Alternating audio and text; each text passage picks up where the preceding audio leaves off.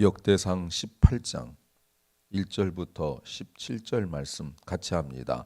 이후에 다윗이 블레 사람을 쳐서 항복받고 블레 사람의 손에서 가드와 그 동네를 빼앗고 또 모압을 치매 모압 사람이 다윗의 종이 되어 조공을 바치니라. 소바 왕 하닷에셀이 유브라데 강가에서 자기 권세를 펴고자 하매 다윗이 저를 쳐서 아맛까지 이르고 그 병거 1,000승과 기병 7,000과 보병 2만을 빼앗고 그 병거 100승의 말만 남기고 그 외의 병거의 말은 다 발의 힘줄을 끊었더니 다메섹 사람 아람 사람이 소바 왕 하닷에셀을 도우러 온지라. 다윗이 아람 사람 2만 2천을 죽이고 다메섹 아람의 수비대를 두매 아람 사람이 다윗의 종이 되어 조공을 바치니라. 다윗이 어디를 가든지 여호와께서 이기게 하시니라.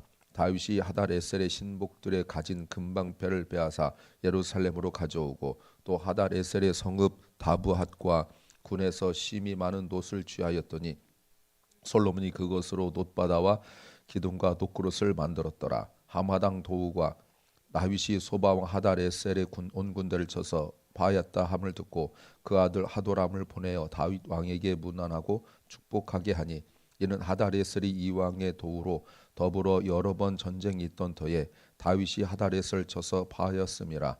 하도람이 금과 은과 놋의 여러 가지 그릇을 가져온지라. 다윗 왕이 그것도 여호와께 드리되 에돔과 모압과 암몬 자손과 블레셋 사람과 아말렉 등 여러 족속에게서 취하여 온 은금과 함께하여 드리니라. 스루의 아들 아비새가 염곡에서 에돔 사람 1만 8천을 쳐 죽이니라. 다윗이 에돔의 수비대를 두매 에돔 사람이 다 다윗의 종이 되니라. 다윗이 어디로 가든지 여호와께서 이기게 하셨더라. 다윗이 온 이스라엘을 다스려 모든 백성에게 공과 의를 행할세. 스루의 아들 요압은 군대 장관이 되고 아힐렐의 아들 여호사밧은 사관이 되고 아휘도베의 아들 사독과 아비아달의 아들 아비멜렉은 제사장이 되고 사는 서기관이 되고 여호의 아들 분하야는 그렛 사람과 블레셋 사람을 관할하고 다윗의 아들들은 왕을 모셔 대신이 되니라. 아멘. 13장부터 17장까지 여호와의 법궤를 옮기고 다윗 언약을 맺는 내용이고, 그리고 그 이후에 오늘 1절 말씀에서도 이후에라고 나와 있는데 그 이후에 18장부터 20장까지는 다윗이 전쟁한 내용들을 기록하고 있습니다. 사무엘하 8장부터 21장까지의 그 긴 내용을 18, 19, 20장 이렇게 세 장에 걸쳐서 압축 요약해서 설명하고 있습니다. 오늘은 사무엘하 8장의 내용과 일치하고 있는데 다윗 왕이 전쟁에 승리하고 그리고 전쟁에 승리한 이유와 그리고 전쟁에 승리하고 난 이후에 어떻게 다윗이 했는지에 관하여 이야기하고 있습니다. 특별히 오늘 18장의 본문의 배치가 기가 막힌데 17장 그리고 18장이라는 의도적 배치가 매우 중요합니다. 오늘 설교 제목은 어떤 일의 결과가 다 설명되는 것은 아니다. 어떤 일의 결과가 다 설명되는 것은 아니다. 는 제목입니다. Just because you get a result from something doesn't mean it explains everything. 모든 일이 어제도 말씀드렸지만 1 더하기 1은 2처럼 설명되지 못한다고 말씀을 드렸는데 오늘도 마찬가지예요. 어떤 일의 결과를 도무지 다 설명할 수 있는 것은 아니에요. 무슨 말입니까? 왜 그런지 모르는 일이 더 많을 수 있다는 겁니다. 좋은 일이든 나쁜 일이든 간에 왜 이런 일이 나에게 일어났을까라는 그 결과를 아무리 앞을 쳐다봐도 안 된다는 거죠. 그래서 예전에도 제가 한번 말씀을 드렸지만 자신의 그 고통과 아픔 가운데서 다윗이 밧세바를 범하고 난 이후에 어디서부터 자기가 잘못되었는가를 되돌아보게 되잖아요. 왜 내가 이런 일을 저질렀을까? 왜 내 인생에 일어난 일이 있을까를 생각해 보니까 자기가 밧세바가 목욕하는 걸 봤을 때 그건 아니란 말이에요. 또 그 이전에 자기가 낮잠 자고 일어났을 때 그러다가 결국 어디까지 갑니까? 어머니의 모태까지 간단 말이에요. 자신의 그 지금의 안타까움과 어려움이 뒤를 점검해보고 점검해보니까 누구 때문이 아니라 자신의 어떤 그 잘못된 죄악된 품성이 어디부터요? 어머니 뱃속에서부터 이미 자기가 죄악 중에 잉태되었고 죄악 중에 탄생했다는 사실을 깨닫더라. 아, 내가 원래 그런 사람이었는데 안 그런 척하고 살았던 자신의 모습이 그 죄악 앞에서 자신이 완전히 무너지게 되잖아요. 근데 우리는 자꾸 지금의 상황을 그 근처에 있었던 시간적으로 자꾸 계산하려고 하는데 그게 아닐 가능성이 더 높다는 것이 우리의 영적인 안목이 돼야 된다 말입니다. 어떤 걸 알아야 될까요? 첫째는 최선보다 더 중요한 일이 있다는 겁니다. There is something more important than doing your best. 오늘 1절 말씀에 이후에 제가 아까도 말씀을 드렸죠. 이후가 앞과 뒤를 나누잖아요. 그러면 뒷 이야기가 뭐라고요? 전쟁에 승리한 이야기잖아요. 18장은 전쟁에 승리한 이야기입니다. 19장, 20장 계속 전쟁에 승리한 이야기예요. 그 어려운 블레셋을 이기고 또 소바 왕을 이기고 특별히 소바 왕 하닷 에셀을 이긴 것은 어마어마한 이야기란 말이에요. 그 얘기가 사실은 거의 전부를 차지하고 있거든요. 그거 관계되어져서 아메색 아람을 이기고 자 이렇게 이겼는데 모두 다 전쟁에 승리하길 원하고 그 전쟁에 승리했어요. 블레셋도 이겼습니다. 모압, 암몬 다 이기고 영역을 넓힙니다.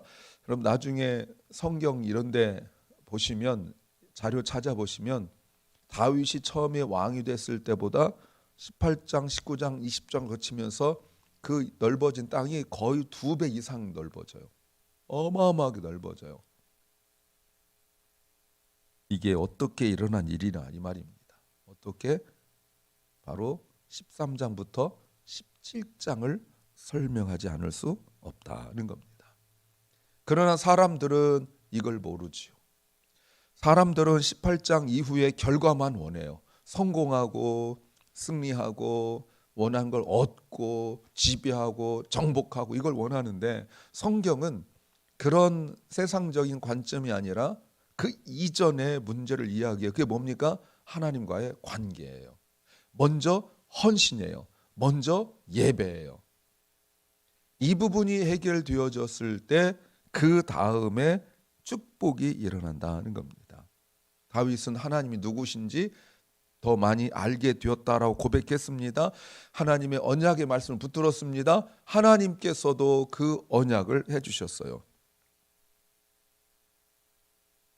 그런데 전쟁의 모습을 보십시오.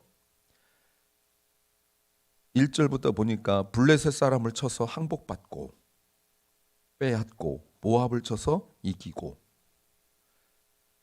소바왕 하닷에셀을 쳐서 전쟁하는데 그때 그 주변에 가장 강력한 왕하고 전쟁하는데 쳐서 이기고 뭐 이렇게 나와요. 전쟁의 과정이 설명이 되질 않아요. 일방적으로 마치 이기는 것처럼 말하고 있어요. 너무너무 쉬운 전쟁처럼 보여요. 전쟁은 죽고 사는 일인데 너무너무 간단한 것처럼 보여요. 블레셋은 남서쪽에 있습니다. 1절. 2절에 모압은 동쪽입니다. 그리고 북서쪽 멀리 시리아 소바가 있습니다. 그리고 그들을 도우려던 아람 시리아입니다. 수도 다메섹 3절부터 8절. 그리고 12, 13절에서 남동쪽 에돔까지. 그 큰 일을 전쟁을 하게 되는데 너무너무 간단해요. 전쟁만큼 세상에서 어려운 일이 어디 있습니까? 현대전이 되었던 아니면 과거에 창 들고 칼 들고 싸웠던 때나 전쟁은 모두 힘들어요. 그런데 그 힘든 일이 너무너무 간단해 보이고 있다는 겁니다. 왜요? 네, 내 최선을 다하는 것보다 더 중요한 이유가 있기 때문에 그런 거예요. 사람들은 그 중요한 이유를 잘 모르고 있습니다. 두 번째는 방법 이상의 비결이 있다는 겁니다. There is a secret beyond just the method. 전쟁에 어떻게 게임도 아니고 전쟁에 어떻게 매번 승리할 수 있습니까? 그게 사실인지 아닌지 모르지만 미국의 유명한 권투 선수 타이슨이 있었습니다. 이 사람이 했던 말이 진짜인지 가짜인지 몰라요. 그러나 인터넷에 많이 회자됐는데 사람들은 자신이 이길 줄 안다. 처맞기 전까지 이렇게 타이슨의 주먹 한 번 맞으면 핵펀치라고 그래가지고 맞으면 웬만한 사람 뻗어요. 그런데 하면 이길 거로 생각한단 말이에요. 그런데 그 타이슨도 결국은 매번 이길 수는 없었어요. 막 성질나니까 상대방 귀도 보러 뜯기도 하고 막 우기기도 하고 이렇게 했단 말이에요. 어떻게 매번 이길 수 있냐는 말입니다. 더군다나 전쟁이 상대방이 많을 때도 이겼고 골짜기에서도 이겼고 또 들판에서도 이겼고 계속 이 나라 가서도 이기고 저 나라 가서도 이기고 계속 이런단 말이에요. 어떻게요? 6절과 13절에 다윗이 어디로 가든지 여호와께서 이기게 하시니라. 13절 다윗이 어디로 가든지 여호와께서 이기게 하시니라. 이게 유일한 비결이에요. 하나님이 이기게 하셨다. 물론 나가서 칼 들고 싸우는 거는 다윗이 할 일입니다. 그런데 다윗의 신앙 고백 이거죠. 이기게 하셨다. 이거는 다윗의 한 말은 아니겠죠. 물론 말할 수도 있겠지만 이거는 역대기를 기록한 분이 설명을 해놓은 거예요. 어떻게 이렇게 매번 이길 수 있을까? 여호와께서 이기게 하셨다. 그 여호와가 누굽니까? 17장의 여호와잖아요. 17장의 여호와. 그러니까 17장 이후에 18장이 나와야 된다는 이유가 여기에 있는 거예요. 하나님과 언약이 분명하고 확실하게 되었을 때 얻게 되는 18장부터 20장은 당연한 결과예요. 내일 본문 그다음 본문 보면 그냥 몇 개 에피소드는 이야기할 수 있지만 결국은 전체를 주관해 나가는 것이 하나님이시라 이 말입니다. 이 비결을 사람들은 몰라요. 바벨론 포로에서 돌아온 이스라엘 백성들은 더더욱 모를 수밖에. 그리고 이스라엘의 예루살렘 멸망당할 때 그 왕들은 더더욱 모를 수밖에. 우리가 예레미야를 통하여 보셨고 열왕기 하를 통하여 보셨지만 얼마나 왕들이 엉터리예요. 시드기야 왕 같은 경우는 자기가 뭔가 해보려고 주변 나라들과 연합하여서 바벨론하고 저항해 보기도 하고 그랬지만 결국은 그들이 의지가 없고 실력이 없어진 것이 아니라 하나님과의 관계가 바르게 되지 못했기 때문에 멸망당한 거잖아요. 우리가 우리 인생 속에서 어떤 방법들보다 더 큰 방법들이 있다는 것, 그걸 알아야 되죠. 자 보세요. 5절 말씀에서 다메섹 아람 사람이 소바왕 하다레스를 도우러 왔어요. 22,000명이에요 여러분. 22,000명. 그래서 이런 것들 22,000명 이렇게 나오면 비평지 학자들은 믿을 수가 없다는 거예요. 왜요? 여러분 다윗 시대 22,000명 정도 되면요 거의 한 도시 인구만큼 되는 거예요. 대도시만큼 돼요. 그만큼 죽였는데 여러분 다윗 시대 가지고 있었던 무기가 뭐예요? 무기가 오늘날 같은 무기가 아니란 말이에요. 한번 또 무슨 영화 나오듯이 쓱 비면은 다 죽고 그게 아니었단 말이에요. 이해할 수가 없는 일들이에요. 근데 여러분 다윗이 이길 수밖에 없었던 것, 그게 뭐라고요? 하나님이 이기게 하셨다. 그런데 오늘 다시 한번 보십시오. 1절부터 보면 뭔가 한 가지 특징이 나와요. 뭐냐면 1절에 다윗이, 그리고 3절에서 다윗이 저를 쳤다. 여러분 보이시죠? 다윗이 9절에도 다윗이 보이시죠? 네. 여러분 이런 것들 보면 분명 다윗 혼자 싸운 거 아닙니다. 부하들과 같이 싸웠죠. 근데 몇 명인지 몰라요. 2만 2천 명 몰려올 때도 다윗 혼자 나가 싸운 것 같고, 또 한 나라를 점령하는데도 다윗 혼자 싸운 것 같아요. 왜요? 하나님이 다윗과 함께 하시기 때문에 의도적으로 보여주는 거예요. 의도적으로. 우리는 뭔가 최선의 방법을 다 해야 된다고 생각합니다. 중요하죠. 그러나 그 이상의 하나님이 함께 하심이 먼저다라는 걸 우리가 알아야 됩니다. 세 번째는 미래를 준비해야 한다는 겁니다. You have to prepare for the future. 하나님께서 다윗에게 이런 승리를 주실 때에 다시 말씀드리지만 17장까지의 다윗이 보여준 믿음과 하나님과의 관계예요. 그래서 17장 8절에 하나님께서 말씀하시기를 내가 어디를 가든지 너와 함께 있어 내 모든 대적을 내 앞에서 멸하겠다. 그래서 세상에서 존귀한 자 이름 같은 이름을 내가 만들어 주겠다 라고 약속하셨어요. 또 12절에 저는 아들입니다. 내 아들 중 하나가 하나를 세우고 나라를 경고케 하리니 12절 저는 나를 위하여 나의 집을 건축할 것이요 나는 그의 왕위를 영원히 견고하게 하리라 라고 하나님께서 말씀하셨어요. 그렇게 했을 때 여러분 다윗의 자신감을 보십시오. 믿음을 보십시오. 4절 말씀에 병거 1천승 기병 7천 보병 2만을 빼앗았는데 병거 100승의 말만 남기고 그의 병거 말은 다 발의 힘줄을 끊어버렸어요. 그 말은 달릴 수가 없어요. 여러분 계속 전쟁할 텐데 이렇게 말들을 확보해 놔야 되는데 그 말들을 끊어버렸어요. 왜요? 전쟁해 보니까 아는 거예요. 믿음으로 살아보니까 아는 거예요. 아하, 이게 전부가 아니구나. 사울 왕의 무너짐이 뭡니까? 이런 인간적 준비 있었잖아요. 아가강을 멸망시킬 죽이고 이럴 때도 그냥 거짓말하고, 왜요? 나름대로 prepare for the future, 미래를 준비한 거 아니었어요. 말로는 하나님께 예배드린다고 그러지만 결국은 미래를 준비하려고 그런 거잖아요. 블레셋과의 전쟁, 아가원과의 전쟁 속에서 하나님께서 이기해 주셨다는 것은 고백하지 않고 내가 뭔가 준비해야 된다라고 착각했던 거잖아요. 근데 다윗은 과감하게 잘랐어요. 여러분 근데 고민이 있습니까? 없어요. 누가 시킨 것도 아니에요. 이미 율법을 공부했기 때문에 그런 거예요. 그래서 하나님 앞에 드립니다. 8절 하반절을 보세요. 많은 취하였더니 솔로몬이 은근슬쩍 나와요. 솔로몬이 그것으로 놋바다와 기둥과 녹그릇을 만들었더라. 어디에 있는 거죠? 성전에 있는 거잖아요.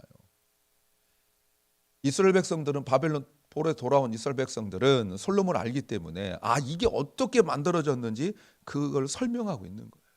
어마어마하게 빼앗았어요.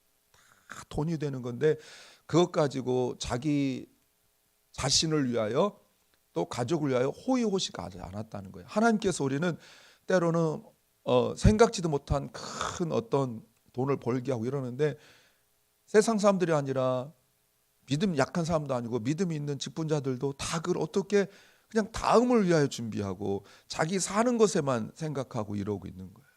하나님의 성전을 위한 예배를 위한 준비를 하지 않는데 다윗을 보라는 거죠. 11절 보세요. 다윗 왕이 그것도 여호와께 드렸다.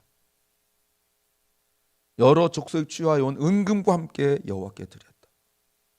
그랬더니 14절부터 다윗이 또 보십시오. 어떻게 한다고요? 다윗이 온 이스라엘 다스려 모든 백성에게 공과 의를 행할세. 공의잖아요, 여러분. 공의. 제가 주일날 설교에서 예배가 무너지고 공의가 무너지면 예배 형식과 조직은 남아도 껍데기뿐이라고 말씀을 드렸는데 다윗 보십시오. 예배가 이미 17장까지 살려놨잖아요. 그리고 공의를 행하잖아요. 우리 그리스도인들의 핵심이 바로 예배와 공의인데 이게 지금 다윗에 의하여 온전히 보여주고 있는 모습이에요.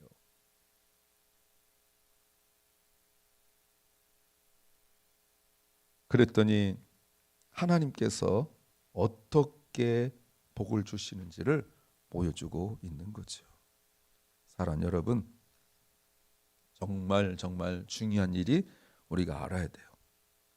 그리고 왜 다윗이 이렇게 모든 전쟁에 승리했는가?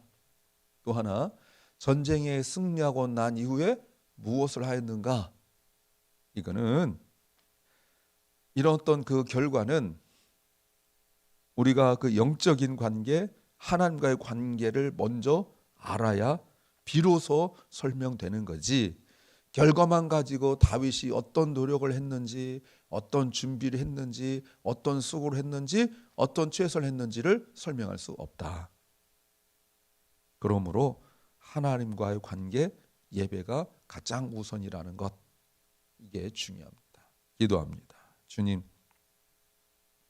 어떤 일의 결과만 가지고 인간적인 설명할 수 없다는 것을 깨닫고 하나님과의 관계를 먼저 세우게 하여 주시옵소서. 사랑하는 박원식 집사, 주님 깨끗하게 치유하시고 회복시켜 주옵소서. 사랑 결란과 우리 자녀들이 하나님과 관계가 우선인 것을 깨닫게 하시고 부모들이 하나님과의 관계의 모습을 보여줄 수 있도록 은혜 베풀어 주옵소서.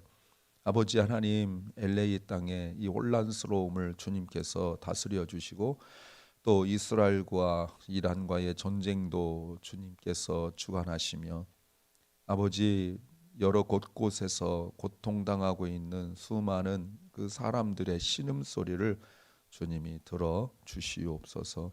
오늘 하루를 주께서 허락하셨사오니 주님께서 기뻐하시는 삶을 살게 하시고 우리가 공과 의를 행하는 삶을 살게 하옵소서.